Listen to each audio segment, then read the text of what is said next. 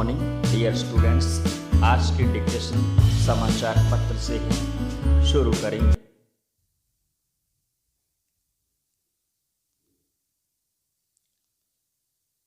CBI की विशेष अदालत ने अयोध्या ढांचे के ध्वंस मामले में लालकृष्ण आडवाणी, मुरली मनोहर जोशी और कल्याण सिंह समेत सभी 32 अभियुक्तों को केवल बरी ही नहीं किया, बल्कि यह भी कहा कि यह घटना पूर्व नियोजित नहीं थी।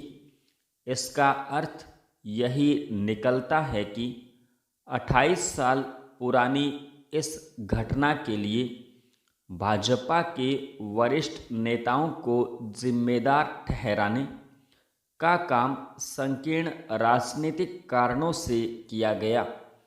बहुत संभव है कि इसी कारण सीबीआई अपनी लंबी जांच पड़ताल के बाद भी उन लोगों तक न पहुंच सकी हो जिनके ढांचे के ध्वंस में कोई भूमिका रही हो।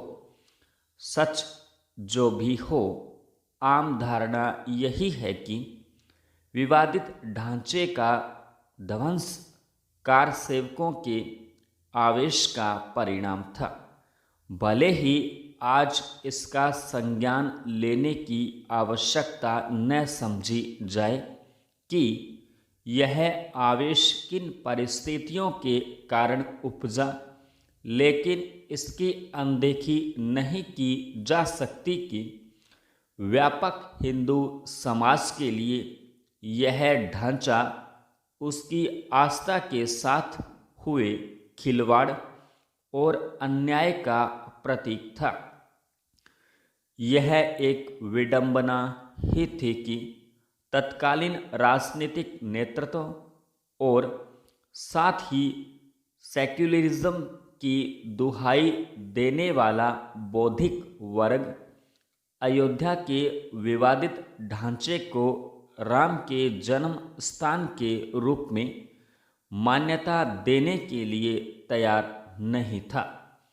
यह वर्ग राम के वहाँ पैदा होने के प्रमाण ही नहीं मांग रहा था, बल्कि ऐसे सवालों से मुंह भी मोड़ रहा था कि आखिर आक्रमणकारी बाबर या फिर उसके सेनापति मीर बक्की का अयोध्या से क्या लेना देना था। इस मामले में न्यायपालिका भी सक्रियता दिखाने से बच रही थी। सदियों पुराने इस विवाद को बातचीत के जरिए सुलझाने के प्रयास भी नाकाम हो रहे थे, क्योंकि एक पक्ष को इसके लिए उकसाया जा रहा था कि वह समझौते के लिए तैयार न हो। इस सब के चलते ही एक ऐसा माहौल बना जिसने कार सेवकों को क्षोभ से भर दिया और एक दुर्भाग्यपूर्ण घटना घटी। ऐसा नहीं होना चाहिए था। यह केवल लालकृष्ण आडवाणी और अन्य भाजपा नेताओं का ही कहना नहीं था।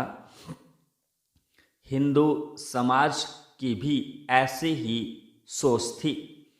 अयोध्या विवाद का निपटारा करते हुए सुप्रीम कोर्ट ने भी यही कहा था कि ढांचे का ध्वंस एक आपराधिक कृत्य था। वास्तव में इस घटना को उचित नहीं ठहराया जा सकता, लेकिन सीबीआई विशेष अदालत के फैसले के आधार पर ऐसे नतीजे पर भी पहुंचने का कोई मतलब नहीं कि भारत में न्याय नहीं होता।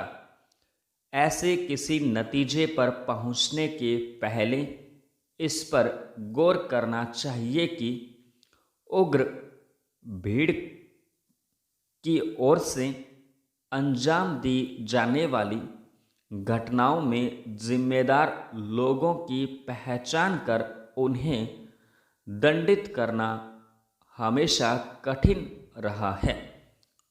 तब तो और भी जब मामले की जांच राजनीति प्रेरित रही हो। संपूर्ण विराम।